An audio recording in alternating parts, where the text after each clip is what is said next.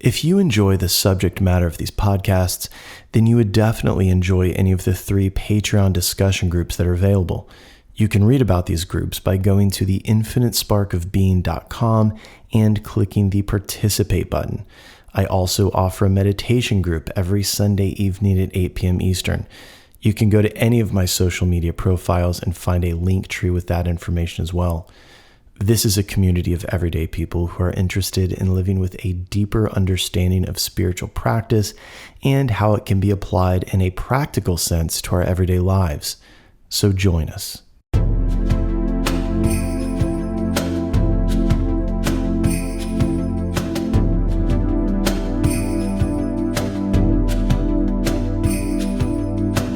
Welcome to the Infinite Spark of Being podcast. My name is Keith Welsh, and in this episode, we'll be talking about immortality.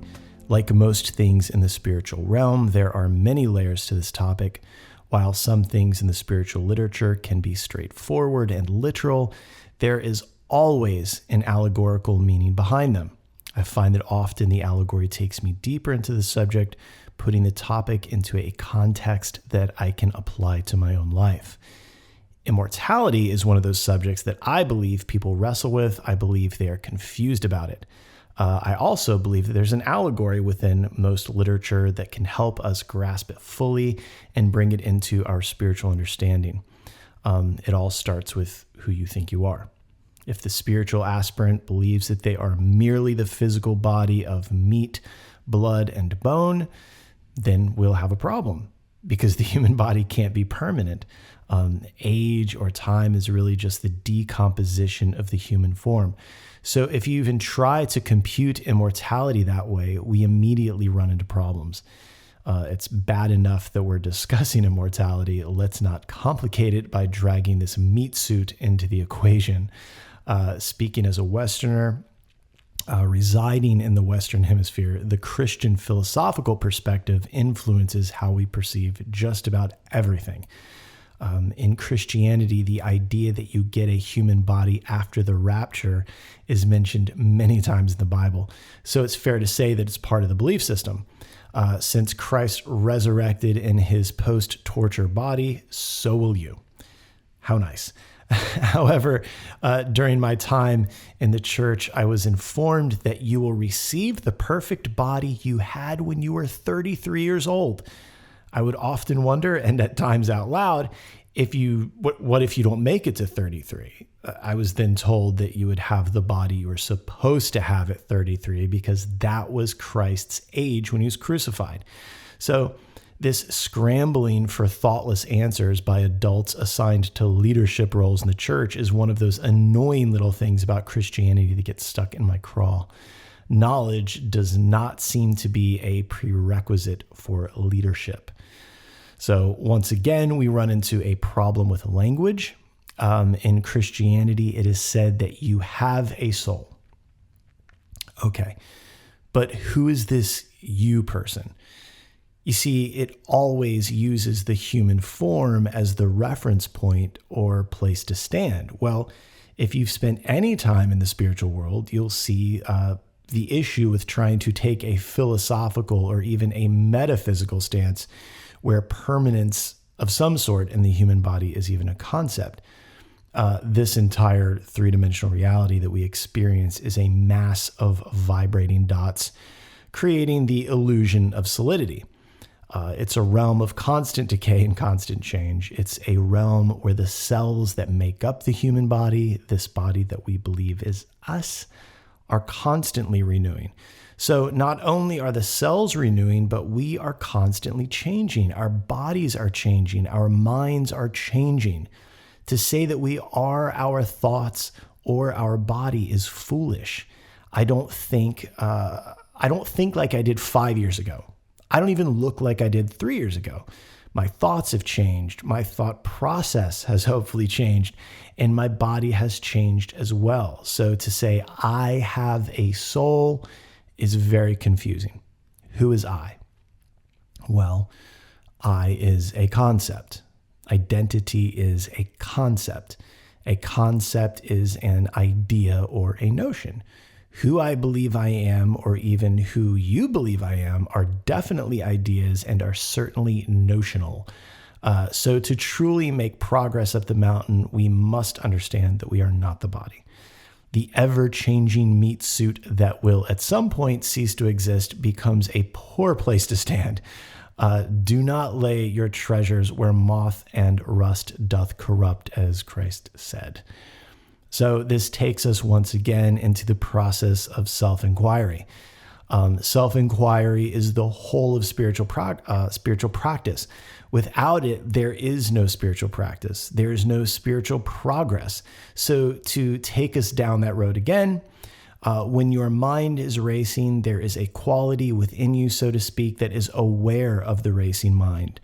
That part of you that is simply aware of the phenomenon of the racing mind that is not racing itself. It is simply aware of the mind or the thought apparatus of the human being that is racing at that moment. When we experience depressive symptoms and say that we are in a depression, there is a quality within us that is aware of the symptoms of depression. It is able to look, point, and say, these are the symptoms of depression. Depression is an experience. Well, the thing that is noticing depression is not depressed. It is just noticing the symptoms of depression. That thing within us that is noticing, that is us. That's us. That's who we are. So what we notice is that we go from awareness, right, pointing to the symptoms of depression, anxiety, or a racing mind, and immediately begin to identify with the organism that is experiencing it, or worse, with the thoughts themselves. Remember, thoughts are the result of a neural process, and no one is able to pick and choose which neurons fire. The best we can do is train different neurons to fire at different times. So this is self-inquiry. I am going to identify with depression, the racing mind, the intrusive thoughts, or am I going to identify with the self-awareness that sits behind it and notices? If I choose to identify with the thoughts of the body, that can become very disconcerting as the body is constantly changing and decomposing, and thoughts, or at least the neurons creating the thoughts, are to some extent outside of my control. That can feel very powerless. That can feel, for me, it was just a very uncomfortable feeling.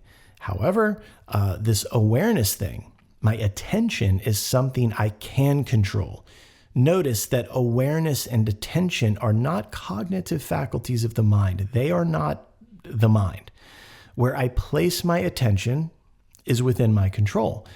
This obviously gets very slippery and sticky. Just bear with me. I'll bring it back around to immortality. So where we are here is that anything the mind or the ego believes is us cannot be immortal. I do not believe that when Christ talked about eternal life, he meant our meat suit, our human meat suit. I believe he meant the soul. This leads us into another problem. Does the soul think? Does the soul think it is the human body?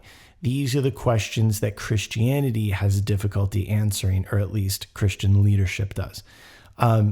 This is why I believe that Hinduism has a better approach to understanding what we currently see as the mystical nature of the human experience or the spiritual path than any other spiritual system. It's my opinion.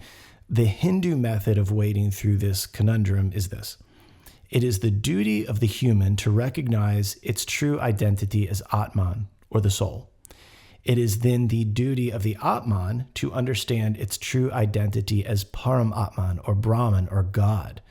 So it's not about becoming immortal or earning an eternal life. It's about you realizing your immortality, your divine nature, so that you can experience your inherently eternal life. Again, it's about remembering divinity. It's Hanuman realizing he has yogic powers, right? It's Ravana reminding Ram that he is Vishnu. Without getting too far into the weeds with nadis, energy channels, and the energy body, I'll explain it this way. There is the soul. Then there is the subtle body. And finally, there is the human form, which is referred to as the gross material body. The soul has a curriculum. However, the soul could become confused and believe that it is the mind and that it is the human body. Since the soul is what or who we are, more accurately, a what, it is our true identity. This confusion for the soul could thwart our spiritual progress.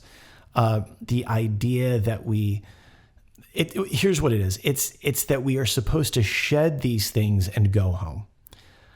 It's a process of remembering this is what is meant by returning to Godhead. This is the entire teaching of the Bhagavad Gita. And real quick, I want to point out that it's not a mistake. Being here is not a tragedy. It is not a punishment. You're welcome to believe that, right?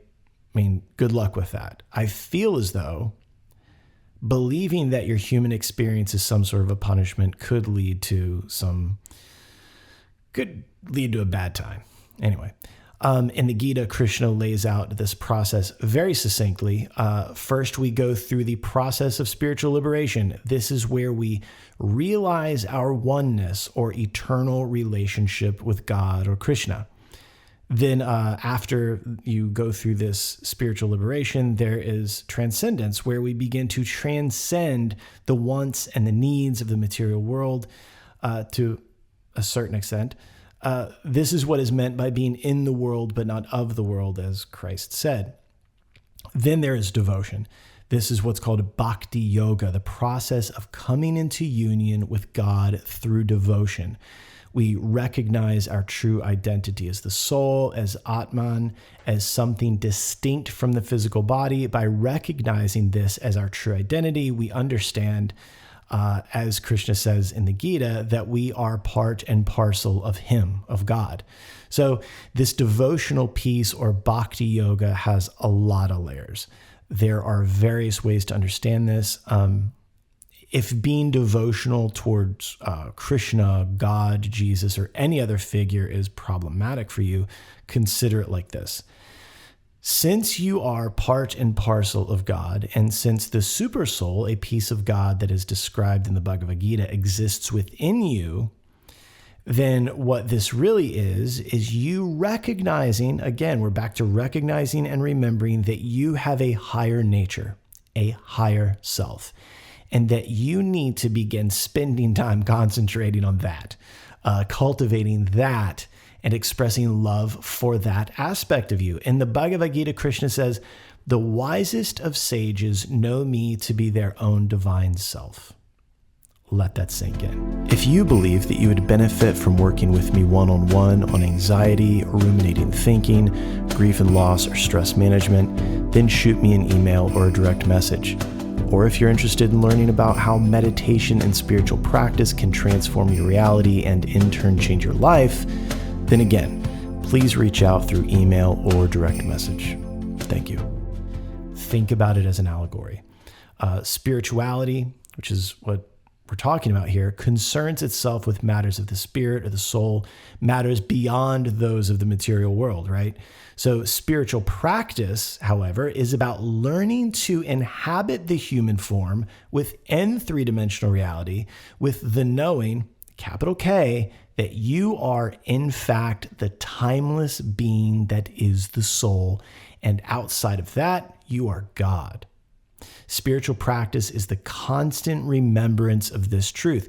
Practices like meditation and chanting mantras, those are ways of reminding the mind that it is not the star of the show. It's a way to remind the ego of its place as a servant and not a master.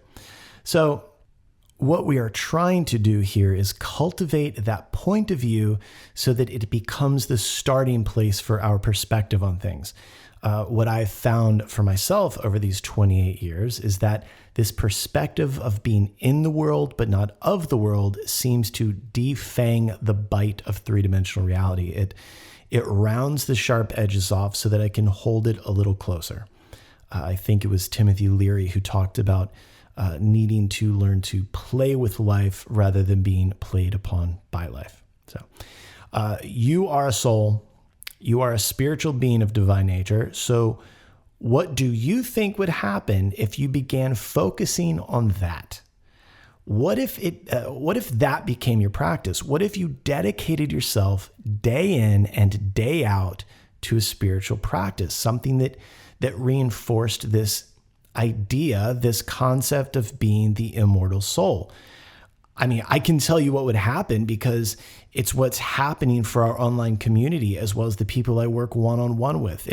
It's also what has happened for me in the last 28 years. And what happens is that everything changes. I know I talk a lot about changing our experience of the external world, but one of the biggest transformations that occurs is the shift in the way we experience ourselves, the way we experience our thoughts, our body, and even our past. When we begin living primarily from the place of the soul, from the place of the immortal self, capital S, things get a little bit lighter. Yes, there's still the age-old problems of old age, sickness, and death for yourself and everyone you love and care for, but there is a lightness to it. I know it sounds absurd, I get it, but what the spiritual path is the preparation for death. We prepare with our spiritual practice through understanding our nature or identity as the soul, as well as everyone else's essential nature as the identity of the soul. And we do that with the hope that we aren't overwhelmed by the process of dropping the body. The hope is that once we die to the old self, pass through that place of liminality as the spiritual aspirant, we can die to the physical self more easily and once again go home to Godhead. My teacher, Lama Losan, would say, at the time of death, everyone is a snowflake in a blizzard, and that's why we must practice every day. Day in and day out, no matter what. For some of you, that may sound intense. I'm sorry, but that's what we're doing here. It's funny. I wasn't always a runner. I wasn't always in shape. There was a time when I was a mess. I was extremely overweight. I was eating whatever I wanted, drinking sodas, consuming junk food. And from a vibrational standpoint, it was a pretty low vibe, but I always maintained a spiritual practice. What's interesting about that is that when I started taking my health seriously, it was the dedication and, for lack of a better word, endurance that I developed from chanting round after round, sitting when I didn't want to sit, and praying thankfully in the face of difficulty that I applied to exercise and fitness. I know this sounds crazy. I found that nurturing and caring for my mortal body allowed me to embrace my immortal self more closely. I think the truth of it is that, it sounds horrible, but in the deeper recesses of my mind, the organism that I inhabit was kind of lacking the will to live. It sounds crazy to think that. That's what I feel. I don't know. Anyway, by loving and caring for my physical body, I felt closer to my immortal self. I didn't want to go here, but the truth is that there are negative entities and other dimensions that feed off of our pain. There, I said it. Just like you have friends and family who want to constantly ruminate on their problems, your problems, the world's problems, because they get a hit or a surge of energy from it. The same thing exists in the multiverse. We all know these people. For me, it's 90% of everyone I was involved with in the music scene. They love it. They love to complain and vent, and they never really grew out of their sad boy phase where everything sucks and they just feel so misunderstood. Now, since we all know these people, think about how you feel when you leave their presence. Do you feel energized, ready to go for a run? Nope, you feel tired. You show up to meet them with a certain amount of energy, and now that energy is gone. Where did it go? These people feed off of negativity, off of suffering their own mostly. They also love yours. Now throw a little self-righteous anger into the mix and you have a situation where you are going to need a nap after hanging out with them. Everything in the multiverse, everything must consume something. And it does it to stay alive, regardless of what it is. These beings in other dimensions consume negativity, pain, grief, etc. They attach themselves to us on various levels and feed. Now, some of you are saying, I knew it. Others, you're listening to this and you're thinking, well, that's it. Keith's out of his mind. I told you guys that I was going to start throwing all this stuff out there. So buckle up. It's only going to get weirder from here. Anyway, so the solution to freeing ourselves from these feeding entities, this dimension or any other, whether they are or whoever they are, is love and positivity. I know you're probably checking out right now. Keith has gone full new age on us. He's probably wearing a wide-brimmed hat, moving to Sedona, but that's it. I'm sorry, but that's it. I know a lot of people that love Buddhism, that are atheistic, that call it secular Buddhism. They would love, it's so funny because those people never quite go into the Vajrayana depths to find out how completely shamanistic and wild it gets. But that's it. That's how this works. And look, belief, remember, it's a non-quantifiable thought exercise. I don't need my beliefs to be objectively true. I don't need any of this to be objectively real. The reality is that whether there are negative beings draining me from other dimensions or from across the living room, the solution of love and positivity doesn't hurt me on any level or any other dimension. My belief in my immortal self and nurturing that through chanting the names of God and sitting quietly in meditation isn't going to hurt me either. Any realizations made during these practices that lead me toward kindness, compassion, love, and understanding are not going to hurt me or anyone close to me.